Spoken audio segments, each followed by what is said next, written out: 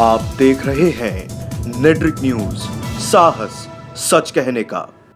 नमस्कार, आप देख रहे हैं नेट्रिक न्यूज, आपके साथ मैं हूं दीप्ति द्विवेदी। तो चलिए रुक करते हैं इस वक्त की अहम खबरों पर।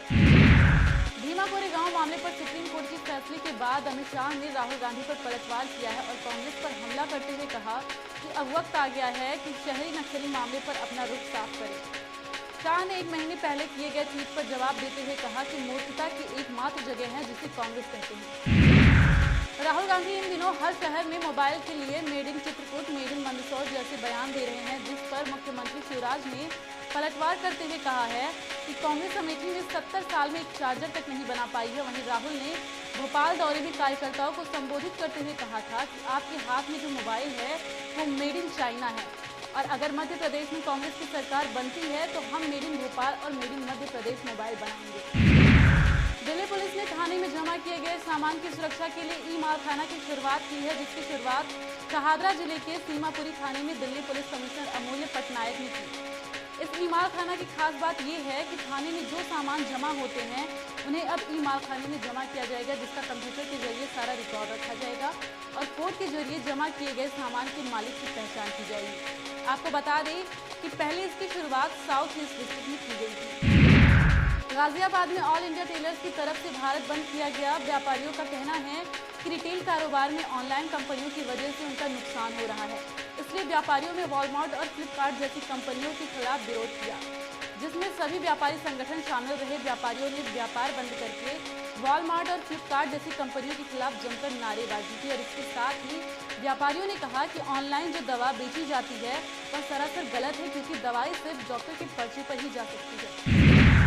मथुरा में लगातार बारिश से यमुना नदी उफान पर है। नदी किनारे बनी कई कॉलोनी जलमग्न हो चुकी हैं, जिससे वृंदावन घाट और यमुना नगर कॉलोनी में बाढ़ जैसे हालात पैदा हो गए हैं। आपको बता दें कि यमुना का जलस्तर 165 मीटर से ऊपर पहुंच चुका है।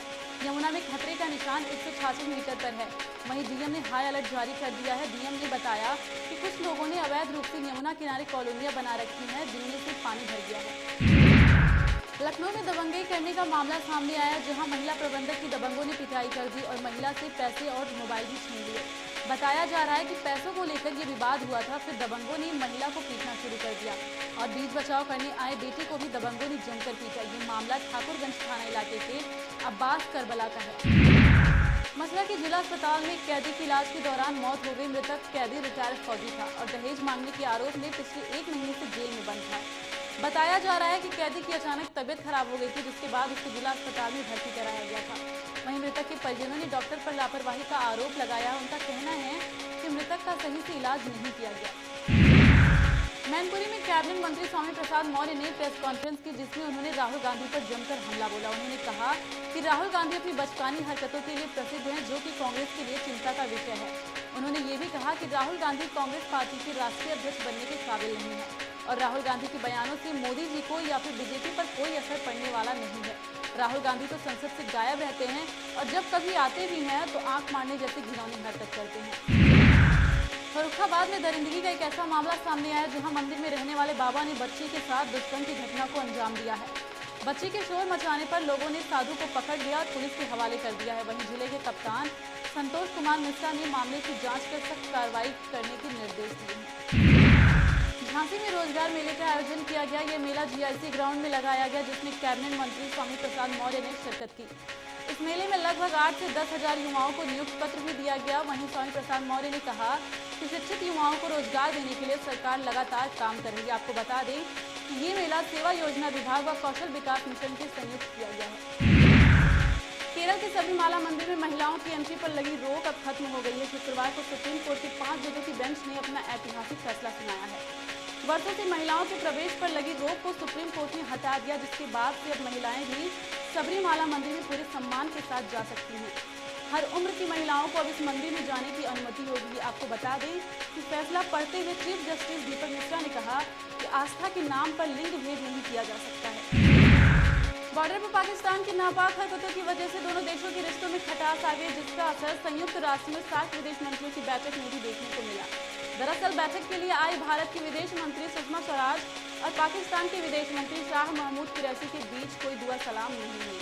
और इतना ही नहीं, बैठक में अपना वक्तव्य देने के बाद विदेश मंत्री सुषमा स्वराज पाकिस्तान के विदेश मंत्री के भाषण से पहले ही वहां से रवाना होगी। दशकों से चल रहे राम जन्मभूमि बाबरी मस्जिद विवाद में सुप्रीम कोर्ट में जल्द सुनवाई के आसार दिख रहे हैं। दरअसल सुप्रीम कोर्ट में 29 अक्टूबर से इस मामले पर सुनवाई शुरू हो जाएगी। सुप्रीम कोर्ट ने कहा कि मस्जिद इस्लाम का अभिन्न अंग नहीं है। आपको बता दें कि 2010 में इलाहाबाद हाईकोर्ट ने कहा था कि अयोध्या में विवादित भूमि को 3 हिस्सों में बांट दिया जाना चाहिए। इसका एक हिस्सा रामलला को, एक हिस्सा हिंदू पक्ष को और तीसरा हिस्सा मुस्लिम पक्ष को दिया जाना चाहिए। जिसके बाद से जमीन के मालिकाना हक को लेकर आए इस फैसले को सुप्रीम कोर्ट में चुनौती दी गई थी। जम्मू कश्मीर के अनंतनाग, बड़गाम और श्रीनगर जिले में सुरक्षा बलों और आतंकियों के बीच मुठभेड़ हुई। सुरक्षा बलों को अनंतनाग के दारू इलाके में आतंकवादी गतिविधि की सूचना मिली थी, जिसके बाद सुरक्षा बलों ने इलाके को चारों ओर से घेर लिया था। पुलिस के मुताबिक बड़गाम के पंजन में सुरक्षा बलों ने 2 और अनंतनाग में 1 आतंकी को मार गिराया। वहीं अनंतनाग में मुठभेड़ के दौरान एक जवान भी शहीद हो गया। अगली खबर गाजियाबाद से, जहां लोनी इलाके में नकली शराब बनाने की फैक्ट्री का पुलिस ने भांडाफोड़ किया। इसके साथ ही पुलिस ने 2 आरोपियों को गिरफ्तार किया है। आपको बता दें कि एक मकान में अवैध शराब बनाने का गौरव धंधा चल रहा था, जहां से पुलिस ने भारी मात्रा में अवैध शराब और शराब बनाने का सामान बरामद किया है। वहीं फैक्ट्री संचालक मौके से फरार हो गया। हालांकि पुलिस मामले की जांच में जुटी हुई है। एक दारू, अवैध शराब बहुत सारी मात्रा में, भारी मात्रा में, और उसके रैपर और होलोग्राम और पैकिंग मटेरियल और बहुत सारा रॉ मटेरियल मिला है जिससे दारू बनाई जाती थी। ये पता चला है कि ये एक रवि नाम का ठेकेदार है जिसका शराब का ठेका है, अच्छी शराब का, उसके द्वारा ये बनाई जा रही थी। अब खबर मुजफ्फरनगर से है, जहां एक बार फिर चाचा शिवपाल यादव ने भतीजे पर तंज कसा। सेक्युलर मोर्चा के अध्यक्ष शिवपाल यादव का हाईवे पर कार्यकर्ताओं ने स्वागत किया। इस दौरान शिवपाल यादव ने कहा कि जिन्हें कहीं भी सम्मान नहीं मिल रहा, उन सबको हमने इकट्ठा किया है। वहीं महागठबंधन को लेकर शिवपाल यादव ने कहा कि गठबंधन की हमारी कोई बात नहीं हुई है, नेताजी का आशीर्वाद मेरे साथ है, और जब कौरवों का युद्ध हुआ था तो आशीर्वाद पांडवों पर था और विजय भी पांडवों की ही हुई थी। इन समान विचारधारा के जितने भी दल हैं और जितने भी उपेक्ष लोग हैं जिनको सम्मान कहीं नहीं मिल रहा है, उनको सबको हमने इकट्ठा किया है। और अभी लगभग 40 दल समान विचारधारा के लोग हमसे मिल चुके हैं, कार्यक्रम भी लग चुके हैं। और फिर 13 तारीख को हमारा उन्होंने बुलाया है सभी दलों ने, और हमारा सम्मान भी करेंगे और हमारे साथ भी रहेंगे। अब रुक करेंगे हरदोई की खबर पर, जहां कच्ची दीवार गिरने से दर्दनाक हादसा हुआ है। हादसे में मलबे के नीचे दबकर एक 7 साल की छात्रा की मौत हो गई, जिससे परिजनों में कोहराम मच गया। वहीं सूचना पर पहुंची पुलिस ने शव को पोस्टमार्टम के लिए भेज दिया है। ये घटना सांडी थाना इलाके के बमतापुर गाँव की है। अब बात करेंगे पीलीभीत की, जहां बारिश के चलते 3 साल पहले बना देवा पुल के पास की सड़क टूट गई, जिससे उत्तराखंड के सितारगंज समेत दर्जनों गांव भी प्रभावित हुए हैं। लगातार भूमि कटान से किसानों की सैकड़ों एकड़ जमीन भी पानी में समा गई। लोगों ने बताया कि 3 साल पहले सपा सरकार ने इस पुल का निर्माण कराया था और नदी का जल स्तर बढ़ जाने से यह हादसा हुआ। पक्की सड़क और पुल बनने से लोगों को सुविधा मिल गई थी, लेकिन अब किसानों के चेहरे पर उदासी छा गई है। सरकार के जो शासनादेश आ रहे हैं उसमें बराबर ये निर्देश दिए जा रहे हैं कि जो भी कटान हो रहे हैं उसकी डेली रिपोर्ट होगी। हम लोग बराबर इसकी रिपोर्ट भेज रहे हैं। ये पानी जो यहाँ कटान हो रहा है वो वहाँ पीलीभीत में बहुत ज़्यादा बरसात नहीं हुई है। ये जो पानी है ये बांधों का जो है वो छोड़ा जा रहा है, नानकता बांध है और उसी से भारत की स्थिति उत्पन्न हो। लखनऊ में राज्य विद्युत परिषद के जेई संगठन ने अपनी मांगों को लेकर धरना प्रदर्शन किया और हजरतगंज में शक्ति भवन के गेट पर सैकड़ों जेई भूख हड़ताल पर बैठे। उनका आरोप है कि चेकिंग के नाम पर उनसे मारपीट और गाली गलौज की जाती है, जिससे कर्मचारियों में काफी रोष है।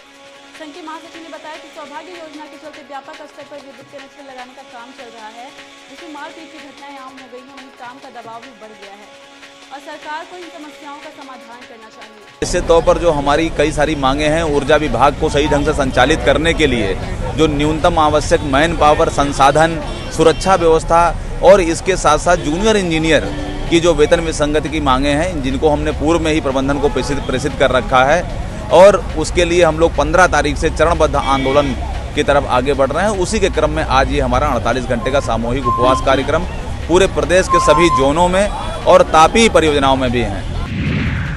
अभी के लिए फिलहाल इतना ही, लेकिन नेटवर्क न्यूज में लगातार लगातार खबरों का सिलसिला जारी है, तो पल पल की खबरों से अपडेट रहने के लिए सब्सक्राइब करें हमारा चैनल नेटवर्क न्यूज। नमस्कार। हमारे साथ जुड़े रहने के लिए हमारे YouTube चैनल को सब्सक्राइब करें, साथ ही बेल आइकन को दबाएं। नेटवर्क न्यूज की खबरें सबसे पहले देखने के लिए।